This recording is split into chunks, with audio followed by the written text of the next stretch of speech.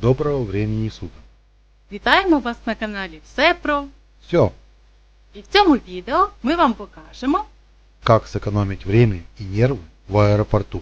Итак, два простых шага. При оформлении тура у своего туроператора вам необходимо попросить иммиграционные карточки. Это вам сэкономит время в аэропорту при прохождении таможенного контроля. И также необходимо взять с собой шариковую ручку в ручной багаж, желательно несколько. Как правильно заполнить их, мы вам сейчас покажем и расскажем. При прилете в Египет вам не нужно будет стоять в очередь на получение карточки. У вас она уже на руках и правильно заполнена. И вы сразу подаете ее иммиграционному офицеру. И спокойно идете на паспортный контроль. Шаг второй. Как заполнить карточку дома? Перейдем к заполнению карточки. Все просто. у графі номер 1 потрібно заповнити номер вашого рейсу. Його ви можете дізнатися з вашого авіаквитка. Якщо у вас немає квитка, то подивіться на відривний купон посадкового талона, який ви отримали при посадці на літак в аеропорту відбуття, або ж у договорі про надання туристичних послуг. Він також зазначається. І він складається з букв і цифр, наприклад, SU 567. У графі номер 2 потрібно вказати місто, звідки ви прилетіли, великими латинськими буквами Київ, Львів. У третьому полі потрібно вказати своє прізвище, також великими латинськими літерами Іванов. У четвертому полі потрібно вписати своє ім'я, також латинськими великими літерами Іван. У п'ятій графі потрібно вказати дату свого народження. Якщо не пам'ятаєте, то в вашому паспорті вона є. Пишіть спочатку день, потім місяць і потім рік.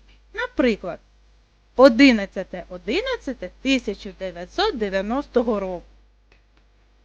Шосте поле містить інформацію про ваше громадянство. Наприклад, Україна. У сьомому полі вам потрібно переписати номер вашого паспорта. Пишіть серію і номер. Наприклад, FR 09 81 23. Графа 8. У ній вам необхідно вказати адресу вашого проживання. Тобто можна вказати назву вашого готелю. Це може бути, наприклад, Рів Оазіс, Любей Резорт, енд Спа, Ново Отель, Шарм Плаза. Адресу вказувати не потрібно. У 9 полі вам потрібно вказати мету вашого перебування. Є графа «Турист». Вам там необхідно поставити галочку. В останньому, 10-му, потрібно вмістити ім'я дітей, тільки тих, які вписані в ваш заграничний паспорт. Іванова Єлена і дату народження 18.07.2000 року. Якщо у дітей є заграничні паспорти, то вони імміграційну карту заповняють окремо. А зараз переходимо до зворотньої сторони імміграційної карти. Якщо у вас є декілька дітей, у вас є можливість дописати у лінієчках. Наприклад, Іванов Олег і дату народження 12.01.2010 року.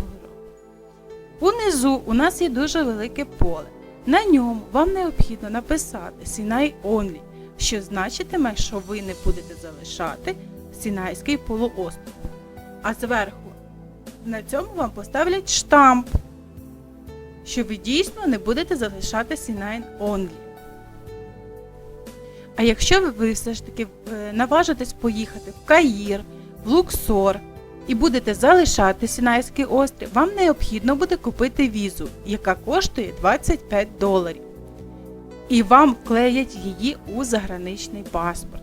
І обов'язково потрібно поставити штампик, який буде охоплювати як візу, так і паспорт. Вона буде вважатися правильною. І в тому випадку ви маєте можливість залишити Сінайський острів. Хочу звернути увагу, що віза дійсна 1 місяць. Наступною є імміграційна карта на виїзд з Єгипту. І також ми маємо можливість побачити зразок. За номером 1 нам необхідно вказати номер рейсу. Наприклад, PG 7112. За номером 2 нам потрібно вказати великими латинськими буквами фамілію, наприклад, Іванов. За номером 3 вам необхідно вказати ім'я, теж великими латинськими буквами, наприклад, Іван. За номером 4 вам необхідно вказати дату вашого народження, наприклад, 11.11.1990 року. За номером 5 вам необхідно вказати громадянство, теж великими латинськими буквами, наприклад, Україна. За номером 6 вам необхідно вказати номер паспорта, наприклад, FR 098123. Якщо у вас вписані заграничний паспорт діти, батька або мами, то за номером 7 вам необхідно вказати фамілію та ім'я дитини. Наприклад, Іванова Єлена 18.07.2010 року. Теж великими англійськими буквами. Якщо дитина не одна, то маєте можливість дописати з зворотньої сторони. Наприклад, Іванов Олег 12.01.2013 року. Також необхідно писати великими латинськими буквами. Дякую, що додивилися наше відео до кінця. Якщо була корисна вам наша інформація, ставте лайк, підписуйтесь на наш канал. Якщо будуть додаткові запитання, пишіть в коментарі. Ми на всі запитання відповімо. Дякуємо!